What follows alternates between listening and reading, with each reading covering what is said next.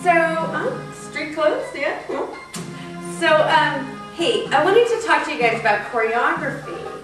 How to choreograph a dance. Think of the moves that I'm teaching you as tools in your toolbox. I remember when I was first dancing, I would write out my moves on little 4x6 cue cards or index cards or whatever, and I would lay them out, and I would pick and choose, and that would be my choreography. Well, I've come a long ways. So the first thing I do is I decide on a length for my song. I think about who my audience is and what I'm dancing for, and how long I'm supposed to dance for. So that's the first thing I think of. And then the second thing I do is I listen for songs that move me, songs that create choreography in my head right away. The next thing I do is I think about how I'm going to dance this. And what I want you guys to do is take yourself off the stage for a moment and place yourself in the seat in the audience. And think about what you look for when you first see a dancer come out.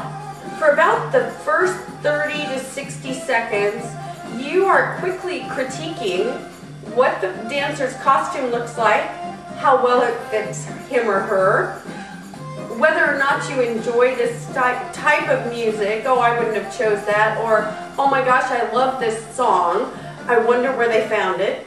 So don't put any moves, don't put your best moves in the first 30 to 60 seconds.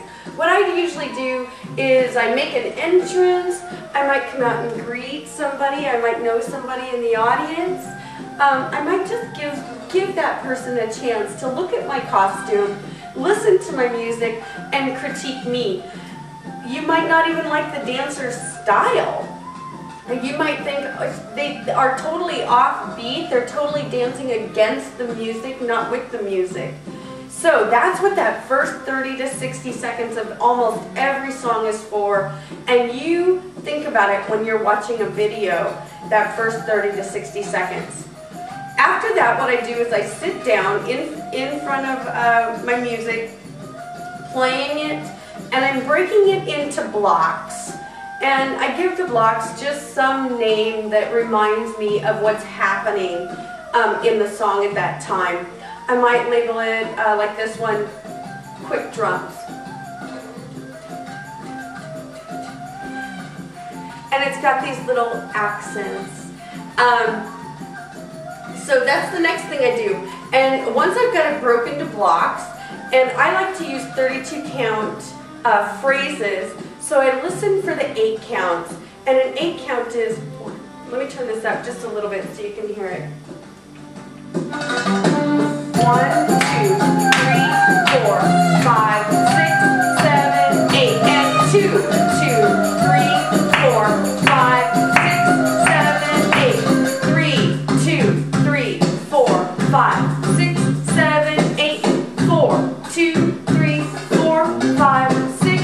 Begin a phrase. 1, 2, 3, 4, 5, 6, 7, 8.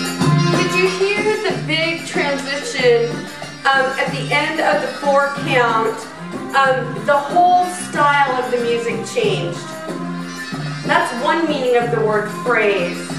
That 32 counts, those 4 8 counts. Another phrase might be the melody of the music, like this one. And begin a new one.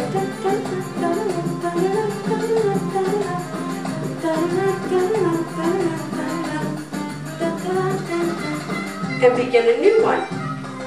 So you listen for the phrases of the melody or the phrases of the beat.